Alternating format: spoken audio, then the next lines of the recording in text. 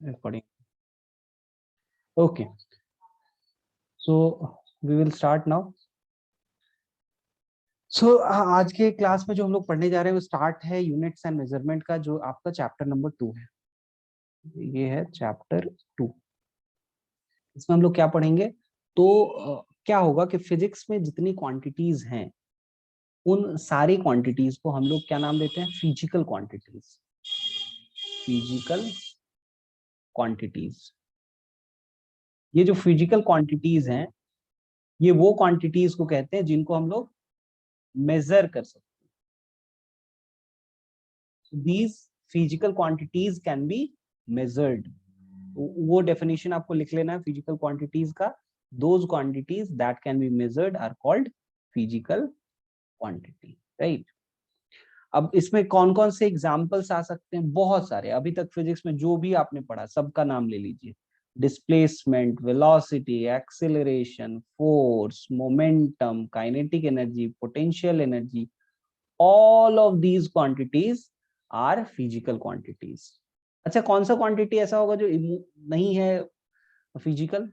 जैसे आप emotion you can not measure, right. So emotion is not a physical quantity. इसको physical नहीं कहेंगे, ऑब्वियस है कि ये फिजिकल नहीं है ना। नाउ लेट्स मूव कि इन सब फिजिकल क्वांटिटीज को जब मेजर करना होगा तो जब भी मेजर करेंगे we will measure it in some unit. ठीक है, किसी यूनिट में हम लोग मेजर करेंगे जो कि बताएगा कि ये कौन सा क्वांटिटी मेजर हो रहा है और उसका अमाउंट कितना है। तो ये यूनिट कैसे डिफाइन करते हैं समझिएगा। कोई भी आर्बिट्रेरली हम लोग सेलेक्ट कर सकते हैं। सपोज हम लोग एग्जांपल ले रहे हैं लेंथ का, तो with the help of example of length हम लोग समझ सकते हैं कि यूनिट क्या होगा। जैसे ये लेंथ है, इसमें से एक छोटा पार्ट हमने कट कर लिया और कह दिया कि देखो इसको एक यूनिट कह देंगे, 1 यूनिट। अब इस यूनिट का नाम आप कुछ भी रख सकते हैं। आपका मन हो सेंटीमीटर रख लीजिए, ये sum of these you will write, है ना। कुछ कुछ चीजें आप यहाँ से लिखेंगे, ऐसा नहीं होगा कि आप कुछ भी ना लिखें, ठीक है। तो जैसे 1 यूनिट मैंने इसको कह दिया, अब इसका नाम कुछ भी रख सकते हैं। जैसे किसी का नाम पे ही रख देते हैं, ठीक है। जैसे अर्चित है, अर्चित के नाम पे रख दिया 1 अर्चित, ठीक है। Suppose I call this thing as 1 Archit, ये यूनिट ऑफ लेंथ मैं कहता हूं। और मैं सारे कंट्री के रिप्रेजेंटेटिव्स को बुलाऊंगा और बोलूंगा कि देखो भाई, हम लोग सब लोग एग्री करेंगे कि इस लेंथ को हम लोग 1 अर्चित कहेंगे और सब लोग इसी पे मेजर करेंगे।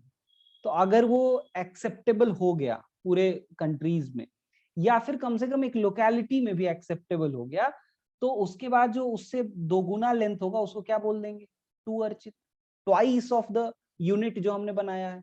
ठीक है, ये तरीका होता है कि कैसे एक हम लोग यूनिट डिफाइन करते हैं। ठीक, कोई भी हो सकता है। अब जैसे न्यूटन है ना, तो आदमी के नाम पे है ना, 1 न्यूटन, 2 न्यूटन। तो 1 न्यूटन तो किसी तरीके से डिफाइन किया गया होगा ना, उसके बाद ही कहेंगे ना कि हाँ इतना फोर्स लगाओगे तो 2 न्यूटन, इतना फोर्स लगाओगे तो 3 न्यूटन, उसका 5 टाइम्स फोर्स लगाओगे तो 5 न्यूटन, उसका 100 टाइम्स फोर्स लगाओगे तो 100 newton. Yes, so this is how we define unit. तो यूनिट का डेफिनेशन क्या है? सो फर्स्ट आपको फिजिकल क्वांटिटी का डेफिनेशन लिख लेना है कॉपी में। सेकंड क्या करना है, measurement of any physical quantity involves comparison with certain basic, arbitrarily chosen and internationally accepted reference standard which is called unit।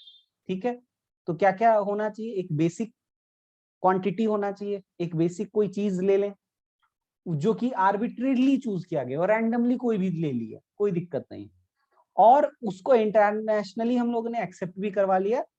उस रेफरेंस को ही हम लोग क्या कहेंगे, उस रेफरेंस स्टैंडर्ड को हम लोग यूनिट कह देंगे। और उसी के रेफरेंस में हम लोग बाकी उससे बड़े क्वांटिटी को उसी के रेफरेंस में मेजर करेंगे। जैसे एक वॉल्यूम हमने ले लिया और इसको हमने कह दिया 1 लीटर। अब इसका 2 गुना जो भी वॉल्यूम होगा उसको 2 लीटर कहेंगे। If the volume is 4 times then we will say it is 4 litre and so on. ठीक है, इसी को हम लोग यूनिट कहते हैं। अब आप सोचिए फिजिकल क्वांटिटीज हैं कितने, how many physical quantities are there? नहीं नहीं, मैं जो कहूंगा केवल केवल वही नोट करना है, सब कुछ नहीं नोट करना है, ठीक है। मैं बोलता जाऊंगा आपको कि क्या नोट करना है। So total physical quantities are infinite in number. Total जो फिजिकल क्वांटिटीज हैं वो तो बहुत ज्यादा नंबर में है ना, बहुत नंबर है उनका। लेकिन हम लोग क्या कर सकते हैं कि उस सारे क्वांटिटीज को एक पर्टिकुलर ऐसा सेट हम बना सकते हैं, ठीक है,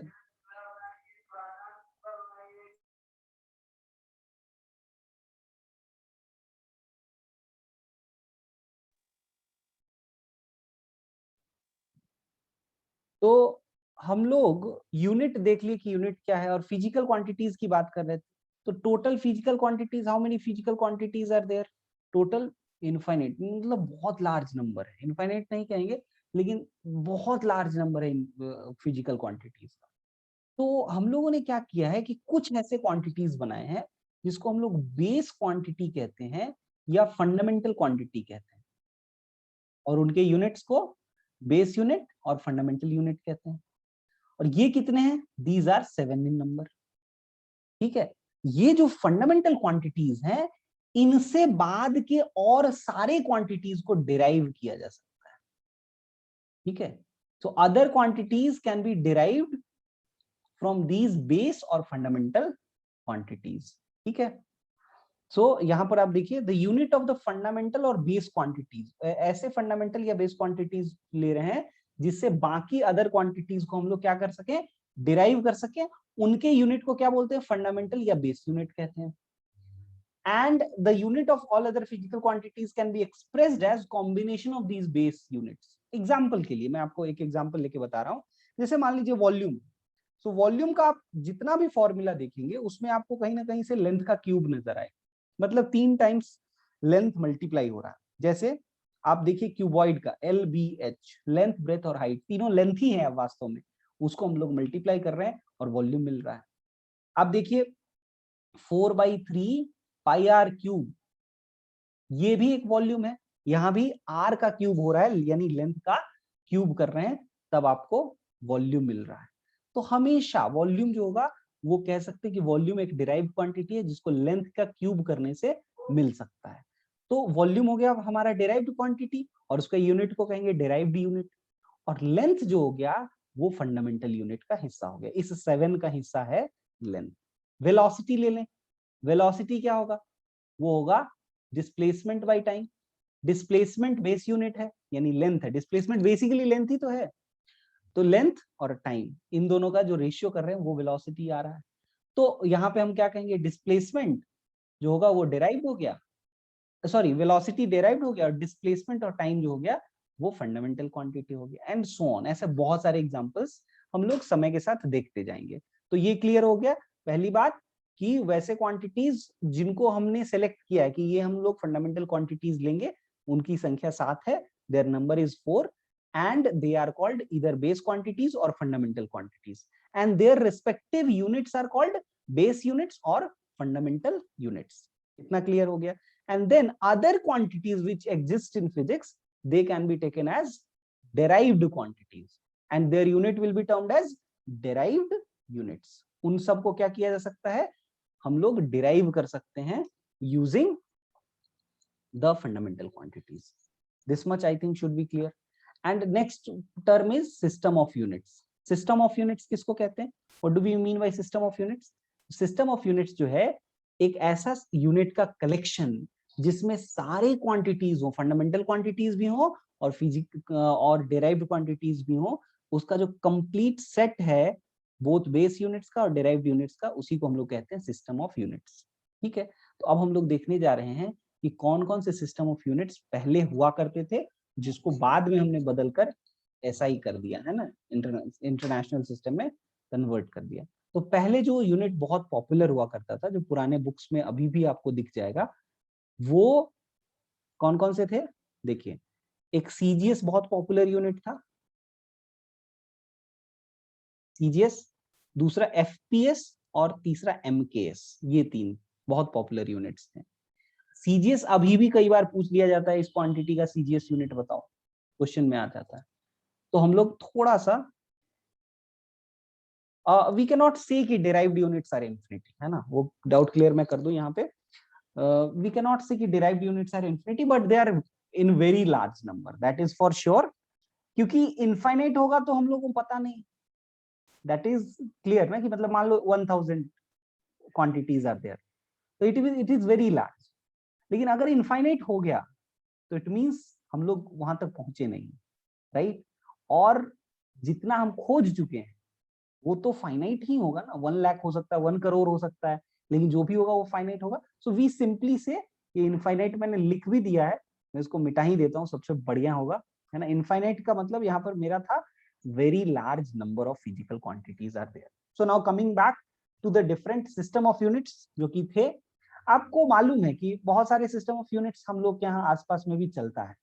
जैसे आपने सुना होगा जमीन को लेकर कट्ठा होता है, बीघा होता है, तो आपको आप देखिएगा ना, 2 जगह पे अलग अलग कट्ठा है, समझ रहे हैं। तो वो क्या हुआ, लोकली लोगों ने बना लिया एक, अच्छा इसको कहेंगे एक कट्ठा। अच्छा, वहां उस लोकेलिटी में सारे लोग उसी को यूज करते, लेकिन किसी और लोकेलिटी में किसी और ने कोई और कट्ठा बना लिया, तो ये यूनिफॉर्मिटी नहीं होने की वजह से क्या हो जाएगा, कंफ्यूजन होगा। इसीलिए अच्छा, ये हमने लोकल लेवल पे बताया कि ऐसा देखो भाई, बिहार का कट्ठा अलग है, झारखंड का कट्ठा अलग है ना, ये मैंने बताया। लेकिन ऐसा खेल जो चल रहा था वो कंट्री लेवल पे भी चल रहा था। कुछ कंट्रीज का अपना यूनिट है, देखो ब्रिटिश सिस्टम ऑफ यूनिट्स क्या था, एफपीएस था, फुट पाउंड एंड सेकेंड। उसमें फुट पाउंड, अभी भी आप सुनते होंगे पाउंड, है ना, तो वो ब्रिटिश सिस्टम है, बहुत डोमिनेंट रहा है, 1947 तक तो उन्हीं का राज था, है ना, काफी सारे कंट्रीज में था, तो वो पूरा दुनिया में चला रहे थे वो भी। उसके बाद क्या हुआ, 1973 में साइंटिस्ट्स ने सब लोग अग्री करके कहा कि देखो भाई ऐसे काम चलेगा नहीं, है ना। इंडिया का आदमी आता है ब्रिटेन में, वो पाउंड वाउंड समझ नहीं पाता है, ठीक है। उसी तरह से इंग्लैंड का आदमी जाता है इंडिया में, वो वहां पर वो कट्ठा गज पता नहीं क्या क्या बोलने लगता है। तो हम लोग क्या करेंगे, एक यूनिट बनाएंगे जो कि सब जगह एक्सेप्टेबल हो। उन्होंने इस एमकेएस सिस्टम को ही और डेवलप किया, और उसी को हम लोग बाद में एसआई यूनिट के नाम से जानते हैं, ठीक है। तो एक एक करके पहले देखते हैं सीजीएस यूनिट क्या था। सीजीएस क्या है, ये जो सीजीएस दिख रहा है ना, वो शॉर्ट फॉर्म है किसका, C for centimetre, G for gram and S for second. तो ये आपको बता रहा है कि 3 क्वांटिटी, लेंथ, मास और टाइम, इसका यूनिट क्या क्या था उस सिस्टम में। तो लेंथ का क्या था यूनिट, सेंटीमीटर, मास का क्या था, ग्राम, टाइम का क्या था, सेकेंड। तो ये था सीजीएस सिस्टम। उसी तरह से हम लोग बाकी देख लें, फुट, पाउंड और सेकेंड बिल्कुल वही है। फुट किसका है, लेंथ का, पाउंड किसका है, मास का, सेकेंड किसका है, टाइम का। एक सेकेंड है जो सब जगह है भाई, सेकेंड जो है वो सब जगह पर एंट्री अपना बना ही लेता है किसी तरह से, लेकिन बाकी मास, लेंथ ये सब बदलता रहता है। एफपीएस में भी ऐसा आपको दिख रहा है। और तीसरा था एमकेएस सिस्टम। इस एमकेएस सिस्टम में क्या था, लेंथ के लिए मीटर, एम फॉर मीटर, के for kilogram and S for second. तो मास, लेंथ और टाइम का मीटर, किलोग्राम और सेकेंड, ये था उसका यूनिट। अगर आप देखेंगे अभी का प्रेजेंट एसआई सिस्टम, जो कि आपको पता ही है, 9th-10th में जो लोग साइंस पढ़ लेते हैं उनको कुछ तो एसआई यूनिट्स के बारे में पता ही रहता है, तो उसमें भी यही है, लेंथ का मीटर है, मास का केजी है और टाइम का सेकेंड है। तो इसीलिए मैंने कहा कि एमके सिस्टम को ही थोड़ा और डेवलप कर दिया गया और थोड़ा यूनिफॉर्म बनाया गया, और उसी के बेसिस पे क्या बना, एसआई सिस्टम बना, ठीक है। अब एसआई यूनिट्स उसमें को एसआई क्यों कहते हैं, तो उसको देख लेते हैं। The system of units which is at present internationally accepted for measurement is, देखो फ्रेंच में इसको कहते हैं सिस्टमे इंटरनेशनले दे यूनिट्स, है ना। ऑब्वियसली मैं उसको ठीक से प्रोनाउंस नहीं कर रहा हूँ, जिसको फ्रेंच बढ़िया आता होगा वही प्रोनाउंस कर पाएगा, लेकिन ये है उसका फुल फॉर्म एसआई का, है ना। अब अगर कहेंगे इंटरनेशनल सिस्टम ऑफ यूनिट्स कहेंगे तब तो उसको आईएस कहना चाहिए था ना, इंटरनेशनल सिस्टम ऑफ यूनिट्स। लेकिन हम लोग एसआई क्यों कहते हैं, क्योंकि उसका फ्रेंच में नाम क्या है, सिस्टमे इंटरनेशनले दे यूनिट्स, ठीक है। और इसी के बेसिस पे हम लोग उसको एसआई यूनिट्स कहते हैं। इसका मतलब इंग्लिश में यही हुआ कि इंटरनेशनल सिस्टम ऑफ यूनिट्स। तो एसआई यूनिट्स जब भी कहा जाए, इसका आप फुल फॉर्म आप क्या कहिएगा, international system of units. English में ही हम लोग बोलेंगे, हम फ्रेंच में थोड़ी बोलेंगे सिस्टम में इंटरनेशनली द यूनिट्स, ठीक है। अब हम लोग आते हैं जो एसआई यूनिट्स में 7 बेस यूनिट्स हैं उसको समझते हैं, ठीक है। अच्छा, यहाँ पर सबका डेफिनेशन लिखा हुआ है, will not go into two the details, और स्पेशली ये भी आपको समझ लेना है कि इसके सारे वर्ड्स, सारे लाइन को याद रखना भी जरूरी नहीं है, बस एक एक करके समझ लेते हैं। क्या है, कौन कौन से पहले बेस यूनिट्स हैं, बेस क्वांटिटीज हैं, उसको देख लेते हैं। सबसे पहले देखिए यहाँ लेंथ है, मास है, टाइम है, यही सबसे इंपॉर्टेंट। आप समझ लीजिए कि पूरे फिजिक्स में क्लास 11th में आधा पार्ट यानी मैकेनिक्स तक का केवल लेंथ मास टाइम इतने ही से काम चल जाएगा। उसके बाद इलेक्ट्रिक करंट आएगा, कब? क्लास 12th में आएगा। थर्मोडाइनमिक, टेम्परेचर, ये जब हम लोग थर्मोडाइनमिक्स पढ़ेंगे ना क्लास 11th का, तब आएगा केल्विन। और अमाउंट ऑफ सब्सटेंस, इसको मोल कहते हैं, ये आ चुका है क्लास 9th में ही, आप लोग मोल पढ़ चुके हैं। और एक आता है ल्यूमिनस इंटेंसिटी कैंडेला, पहले टॉपिक हुआ करता था फोटोमेट्री, तो उसमें आता भी था, अब तो ये भी नहीं, ये आता ही नहीं है। तो 6 यूनिट से ही आपको काम चलाना पड़ेगा, मोस्ट ऑफ द फिजिक्स का काम चल जाएगा। इनफैक्ट आधा टाइम आप केवल ये 3 यूज करिएगा। 12th में आएंगे तो ये यूज करेंगे, 11th के एकदम एंड में इसको यूज करेंगे, और कहीं कहीं इसको भी यूज करेंगे। तो ये पहले हमने देख लिया बेस यूनिट्स हैं क्या, कौन कौन से यूनिट्स को बेस यूनिट्स कहते हैं, और उनका यूनिट क्या है। ये तो बेस क्वांटिटी हो गया, बेस क्वांटिटी का यूनिट क्या है। देखिए लेंथ का क्या है, मीटर, मास का केजी, टाइम का second, electric current ampere, temperature का केल्विन, डिग्री सेल्सियस यूज करते हैं ना, डिग्री सेल्सियस एसआई यूनिट नहीं है, केल्विन इज एसआई यूनिट, ठीक है। उस क्या रिलेशन है वो सब आगे पढ़ेंगे। अमाउंट ऑफ सब्सटेंस मोल, है ना, 2 mole, 5 mole of atom, 5 mole of electron, ये सब आप पढ़ चुके हैं ऑलरेडी केमिस्ट्री में। And then there is a luminous intensity called candela, जो हमारे लिए बहुत ही लेस इंपॉर्टेंस रखता है। अब इसका यहाँ पे सिंबल लिखा हुआ है, जैसे मीटर का स्मॉल एम, केजी का स्मॉल के और स्मॉल जी, ये बहुत इंपॉर्टेंट, कैपिटल के बहुत लोग लिख लेते हैं, तो वो ध्यान रखिएगा। Second small s, ampere capital A, kelvin capital K, mole small m o l, candela small c small d, ठीक। अब इन सब का डेफिनेशन है, क्यों डेफिनेशन है, ताकि कोई अगर विवाद हो तो आप वहां पे उसको निपटारा कर सके, हाँ भाई ये सही है ये गलत है। एज सच अगर गेहूं चावल खरीद रहे हैं तो 1 ग्राम 2 ग्राम से कोई बहुत फर्क नहीं पड़ता है, लेकिन जब बहुत इंपॉर्टेंट क्वांटिटीज आ जाता है, जैसे गोल्ड होगा, तो आप देखते हैं कि सब्जी जब खरीदने जाते हैं तो थोड़ा सा थोड़ा ज्यादा भारी करके ही दे देता है, कोई दिक्कत नहीं है। लेकिन आप सोचिए कि क्या आप ज्वेलरी खरीदने जाएंगे तो थोड़ा भारी करके दे देगा? नहीं, एग्जैक्ट शार्प देखेगा। तो डिपेंड करता है कि किस क्वांटिटी का हम ट्रेडिंग कर रहे हैं, किस किस ऑब्जेक्ट का हम ट्रेडिंग कर रहे हैं, उस पर डिपेंड करता है कि कितना उसको फाइनाइट, कितना उसका फाइन मेजरमेंट किया जाएगा, ठीक है। तो आप सोचिए कि गोल्ड इतना इंपॉर्टेंट है, प्लैटिनम इतना इंपॉर्टेंट है कि उसका 0.1 ग्राम भी वो ज्यादा आपको नहीं देगा, एग्जैक्ट डेसिमल तक में वो देखेगा कि हाँ भाई सही है, उतना ही देगा। तो जब हम लोग पूरे ह्यूमैनिटी के लिए डेफिनेशन बना रहे हैं, तो डेफिनेशन तो बहुत ही प्रिसाइज होना चाहिए, बहुत ही अच्छे लेवल तक उसका मेजरमेंट होना चाहिए, बहुत ही क्लोज मेजरमेंट होना चाहिए, बहुत करेक्ट मेजरमेंट होना चाहिए, बहुत करेक्ट डेफिनेशन होना चाहिए। तो आप देखेंगे कि कितना इंपॉर्टेंट डेफिनेशंस रखा गया है। जैसे लेंथ का, लेंथ क्या था, 1 मीटर का एक पहले रॉड रखा हुआ था, ठीक है। उस रॉड को बोला गया था कि भाई ये 1 मीटर है। होता क्या है कि रॉड बना दिए आप, बहुत अच्छा मेटल का बनाया गया था, है ना। वो इसी तरह का प्लैटिनम इरिडियम एलॉय का कुछ एक रॉड बना हुआ था, जिसको 1 मीटर पहले कहते थे, और उसको रख दिया गया था एकदम सेफ्टी में, कोई कोरोजन नहीं हो, एकदम ग्लास के चैम्बर में एकदम पैक करके रखा गया था। लेकिन बाद में क्या हुआ, और जब हम लोग का मेजरमेंट का टेक्नोलॉजी डेवलप हुआ, तो हम लोग अभी जो प्रेजेंट डेफिनेशन यूज करते हैं वो है in terms of distance travelled by light. क्योंकि क्या होता है कि कोई भी बढ़िया मेटल लीजिए, उसमें हल्का भी थोड़ा सा थर्मल एक्सपेंशन हो गया, तो हल्का भी इलोंगेशन हो गया या हल्का कॉम्प्रेशन हो गया, तो आपका डेफिनेशन बदल गया। ये मुश्किल चीज है। तो इसलिए डेफिनेशन क्या रखा गया कि 1 metre is that length of the path which is travelled by light in vacuum in a time interval of this second, ठीक है। मतलब लाइट का जो स्पीड है एग्जैक्ट जो हम लोग को पता है, उसका रेसिप्रोकल कर दिया, बोले यही 1 मीटर है। समझ रहे हैं, कमाल चीज है। मतलब लाइट इतना सेकंड में, कितना क्या सेकंड देख रहे हो, 1/299 है ना, 299792458 सेकंड में जितना लाइट डिस्टेंस ट्रेवल करेगा उस वो 1 मीटर होगा।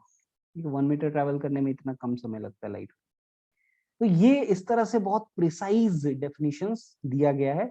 आप चाहें तो इसके सारे डेफिनेशंस को पढ़ सकते हैं। जैसे केजी का क्या है डेफिनेशन, देखिए 1 kilogram is equal to mass of the international prototype of a kilogram. एक किलोग्राम का प्रोटोटाइप रखा हुआ था, पहले लेंथ का भी वैसे ही था। प्लैटिनम इरिडियम एलॉय सिलेंडर का एक मास वो रखा हुआ है ना, kept at international bureau of weights and measures, ये पेरिस फ्रांस में रखा हुआ। आप सोच रहे हैं कि इसका जो हेडक्वार्टर है वो फ्रांस में है, इसलिए सिस्टम इंटरनेशनली दे यूनिट्स वो कहाँ से आ रहा है समझ में आ रहा है। तो वो कहीं ना कहीं वो फ्रांस में ही वो हुआ।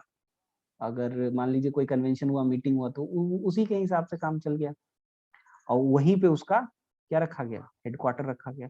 तो वहीं पे ये रखा हुआ एकदम बढ़िया से पैक करके। और उसी से अगर मान लीजिए कहीं डिस्प्यूट हो गया, अब ये नहीं हुआ कि दो व्यापारी में डिस्प्यूट हो गया कि भाई मेरा केजी अच्छा है तुम्हारा केजी अच्छा है, तो आप वहां जाइए और मेजर करवा लीजिए। लेकिन कंट्रीज के बीच में अगर डिस्प्यूट हुआ, हालांकि होता नहीं है, सब स्टैंडर्ड उसका बहुत सारा प्रोटोटाइप बन चुका है, तो कोई होता नहीं है, लेकिन उसको फिर भी रखा गया है कि इनकेस कभी डिस्प्यूट हुआ तो हम लोग उससे मैच करा के देखेंगे। या कहीं पर अब होता क्या है कि मास तो नहीं बदलता है, लेकिन लेंथ में बहुत सारा चेंजेस आ जाता है। कैसे चेंज आता होगा, तो आप गर्म वाला देश में है इंडिया, तो एक्सपेंशन हो गया, लेंथ बढ़ गया। इंग्लैंड में है, बहुत ठंडा है, तो कंप्रेशन हो गया, लेंथ डिक्रीज कर गया।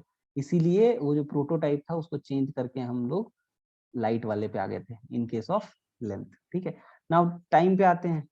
उसी तरह से देखिए टाइम का भी है, इलेक्ट्रिक करंट का भी है, सबका अपना अपना डेफिनेशन है। आप लोग इसको एक रीडिंग कर लीजिएगा, इसको रटने की जरूरत नहीं है। ठीक है, अब आगे बढ़ते हैं। ये 7 यूनिट्स का तो हमने देख लिया, उसके बाद 2 और यूनिट हैं जो बहुत इंपॉर्टेंट है। ये भी कहीं से डिराइव नहीं होते हैं, ठीक है, क्योंकि ये जो है वो डायमेंशनलेस यूनिट है। क्या डायमेंशन होता है वो अभी हम लोग आएंगे उस पर। ये ऐसा यूनिट है, ये जो दोनों यूनिट की चर्चा हम लोग करेंगे, ये एक बहुत ही इंटरेस्टिंग टाइप का यूनिट है, जिसका यूनिट तो है, ये ऐसा क्वांटिटी है जिसका यूनिट तो है, लेकिन उसका डायमेंशन नहीं है। अब डायमेंशन होता क्या है वो आपको धीरे धीरे समझ में आएगा, क्योंकि ये जो है वो सेम तरह के दो लेंथ का या एरिया का रेशियो होता है। क्या होता है समझते हैं। प्लेन एंगल, प्लेन एंगल इसको डी थीटा से रिप्रेजेंट कर रहे हैं। आपको यहाँ पे इसका डायग्राम दिख रहा है। अभी तक जो एंगल देखते आ रहे हैं ना, उसको प्लेन एंगल ही कहते हैं। 20 degree, 30 degree, 50 degree, 45 degree, 60 degree, जो भी आप बनाते हैं, 90 डिग्री बनाते हैं, all of these are plane angle. लेकिन अभी तक आप उसको मेजर किस में कर रहे थे, डिग्री में मेजर कर रहे। अब उसका ऐसा यूनिट हम आपको बताने जा रहे हैं। मैथ्स में आप उसको ट्रिग्नोमेट्री के अंदर पढ़िएगा, लेकिन ये जानना बहुत जरूरी है। देखिएगा ध्यान से, हमने कोई एक सर्कल का आर्क ले लिया, उसका कुछ रेडियस होगा और यहाँ पे आर्क का कुछ लेंथ है। तो ये आर्क लेंथ और रेडियस का जो रेशियो होता है ना, वही एंगल हम लोग कहते हैं कि this ratio is equal to angle. ये this ratio is equal to angle. आप अगर इसी एंगल के साथ लेंथ को बढ़ा देंगे, रेडियस भी बढ़ जाएगा, लेंथ एल डैश हो गया, रेडियस आर डैश हो गया, लेकिन एंगल बदला नहीं, एल डैश पे आर डैश हो गया। आप लेंथ और रेडियस और बढ़ा दें, आर्क लेंथ और बढ़ जाएगा, लेकिन मतलब एल डबल डैश हो जाएगा, आर डबल डैश हो जाएगा, लेकिन दोनों एकदम प्रोपोर्शनली बढ़ता है। हमेशा लेंथ और रेडियस का रेशियो इसमें, अगर इसी में हम आगे बढ़ते जाएं तो वो कांस्टेंट रहेगा, और वो आपको क्या देगा, उसका जो रेशियो होगा वो आपको वहां उन दोनों रेडियस के बीच में जो एंगल बन रहा है वो एंगल मिल जाएगा, जो कि आपको यहाँ पर इस डायग्राम में भी क्लियरली दिख रहा है। यहाँ पे इस लेंथ को डी एस से रिप्रेजेंट किया हुआ है, लेकिन हम आपको बोलेंगे कि आप डी एस नहीं यूज करके डी एल यूज करिए, और तब उस केस में आप बहुत छोटा एंगल डी थीटा को क्या लिख पाएंगे, डी एल बाई आर। ठीक है, is there any problem in this. अब ये देखिए, ये जो आता है थीटा किस में आता है, रेडियन में आता है। अब रेडियन और डिग्री में क्या रिलेशन है, हम लोग बेसिक ट्रिग्नोमेट्री जो पढ़ेंगे उस समय तो आपको बताएंगे ही, लेकिन एक छोटा सा आपको यहाँ पे हिंट देके जा रहे हैं। आप बता सकते हैं ये लेंथ कितना होगा, ये आर्क का लेंथ, ये जो आर्क है, कोई आदमी बता सकता है? पाई आर बाई 2 होगा। क्यों? ये सर्कल का 1/4 है, ये पूरा जो सर्कल होता उस सर्कल का ये 1/4 है ना। हम लोग शेप ले भी सकते हैं, सर्कल ले लेते हैं, सर्कल का आप 1/4 करेंगे ये आएगा, ये आगे है ना। अब ये 1/4 जो है उसमें यहाँ पे कितना एंगल बन रहा है वो तो आपको पता है, डिग्री में 90 डिग्री। और हम लोग रेडियन की मदद से निकालने की कोशिश करते हैं, जो डेफिनेशन अभी पढ़े हैं ना उस उससे निकालने की कोशिश करते हैं डेफिनेशन। ठीक है, इसको भी मिटा रहे हैं। डेफिनेशन से क्या हमने पढ़ा है कि जो लेंथ ऑफ द आर्क होगा और रेडियस को डिवाइड करेंगे तो रेडियन में आपको एंगल मिल जाएगा। ये एंगल अगर थीटा से रिप्रेजेंट करते हैं, थीटा ग्रीक लेटर होता है, इससे हम लोग एंगल को रिप्रेजेंट करते हैं। तो लेंथ ऑफ द आर्क हमने निकाल लिया है पाई आर बाई 2। कैसे निकाला पाई आर बाई 2? 2 पाई आर पूरा पेरीमीटर हो गया, पूरा सरकमफेरेंस ऑफ सर्कल बाई 4 कर दिए, क्योंकि एक क्वाड्रेंट है ये, है ना। तो 2 पाई आर बाई 4 करेंगे तो पाई आर बाई 2 आ जाएगा ना। तो वो लेंथ पाई आर बाई 2 हो गया, और रेडियस हमने क्या ले लिया है, रेडियस हमने लिया है आर। तो थीटा बता सकते हैं कितना होगा, एल बाई आर, यानी कि pi R by 2 divided by R. ये आर से आर कैंसिल हो गया, थीटा का वैल्यू क्या आ गया, पाई बाई 2। क्या सीखे, ये थीटा जो है वो 90 डिग्री है, और यही रेडियन में हमने निकाला कितना, पाई बाई 2। यानी कि हम क्या कह सकते हैं कि pi by 2 radian is equals to 90 degrees, यानी पाई रेडियन जो होगा दैट मस्ट बी 180 डिग्रीज। ये कन्वर्जन फैक्टर है। This is how we convert degree into radian and radian into degree. Pi radian is equal to 180 degree, ये आपको याद रखना है। रहेगा याद? इतना सबको समझ में आ गया? एक बार रिप्लाई कर दीजिए सब लोग। Yes sir. ठीक, कोई डाउट है किसी को? आदित्य ने शायद हैंड रेज किया है। चलिए, तो ये हमने क्या देख लिया, ये हमने देखा कि प्लेन एंगल क्या होता है ना, प्लेन एंगल का वैल्यूज कैसे निकालते हैं। ठीक है, वो हमने देख लिया। ओके, अब हम लोग सॉलिड एंगल देखने जा रहे हैं। अब देखिए, प्लेन एंगल का तो थोड़ा आइडिया हम लोग को रहता ही है, लेकिन सॉलिड एंगल एकदम नया चीज है, तो उसका हमको आइडिया रहे वो कैसे होगा। देखिएगा ध्यान से, आपको यहाँ पे एक डायग्राम दिख रहा है। पहले क्या कर रहे थे कि लेंथ और यहाँ पे जो रेडियस था उसका रेशियो ले रहे थे, तो उसको हम लोग कह रहे थे प्लेन एंगल। आपको यहाँ पे एंगल दिख रहा है। अब इस बार जो एंगल है वो लाइन से नहीं रिप्रेजेंट करके एरिया से रिप्रेजेंट किया गया है, क्योंकि अब हम लोग 3 डायमेंशन में आ गए। जब 1 डायमेंशन में थे, मतलब 2 डायमेंशन में जब थे, तो आर्क भी लीनियर था और हम लोग एंगल को भी लीनियर लाइन से ऐसे कर्व से दिखा रहे थे। अब क्या हो गया है, 3D में जब आ गए हैं तो आर्क की जगह के कौन आ गया है, एरिया। तो जब आर्क की जगह एरिया आ गया तो एंगल भी एरिया टाइप से दिखेगा। तो यहाँ पे जो डेफिनेशन होता है इसको हम लोग ओमेगा से रिप्रेजेंट करते हैं, डी ओमेगा। छोटे एंगल के लिए डी ओमेगा यूज करते हैं और बड़े एंगल के लिए ओमेगा।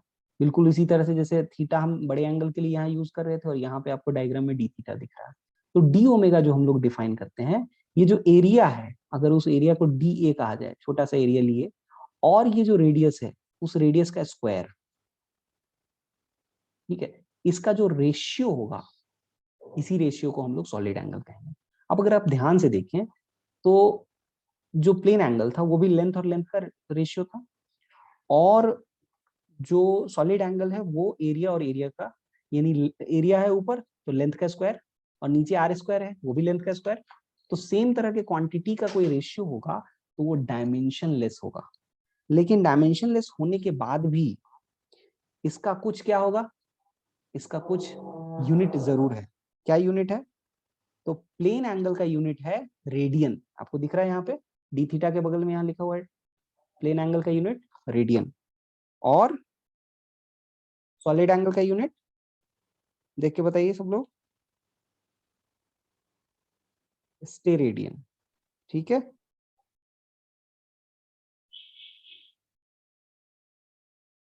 Just minute. तो स्टे रेडियन इसका यूनिट होगा। तो जैसे यहाँ पे हमने π/2 रेडियन लिखा है एंगल का यूनिट, उसी तरह से यहाँ भी कुछ कर सकते हैं क्या? बिल्कुल निकाल सकते हैं। ठीक है, निकालने की कोशिश करें। चलिए निकालने की कोशिश करते हैं, यहाँ पे आपको समझाते हैं। यहाँ ठीक है, ऐसा एक डायग्राम ले लेते हैं।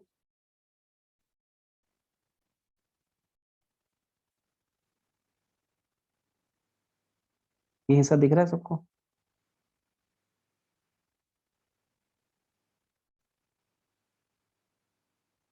Okay, thank you.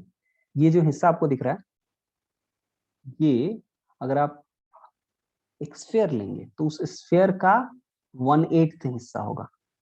ये करते हैं, पूरे स्फीयर का पूरा कंप्लीट एंगल कितना होता है। जैसे कंप्लीट एंगल आप प्लेन में जानते हैं 360 डिग्री होगा, यानी 2 पाई रेडियन आ जाएगा, क्योंकि 180 डिग्री है पाई, तो 360 डिग्री होगा 2 पाई, राइट। तो अगर कंप्लीट एंगल स्फीयर का निकालना चाहें तो निकाल सकते हैं, तो वो ओमेगा होगा 4 पाई r²। जानते हैं एरिया पूरा उसका, पूरा स्फीयर का डिवाइडेड बाई r², यानी 4 पाई स्टे रेडियन। ये एक होगा कंप्लीट सॉलिड एंगल, है ना।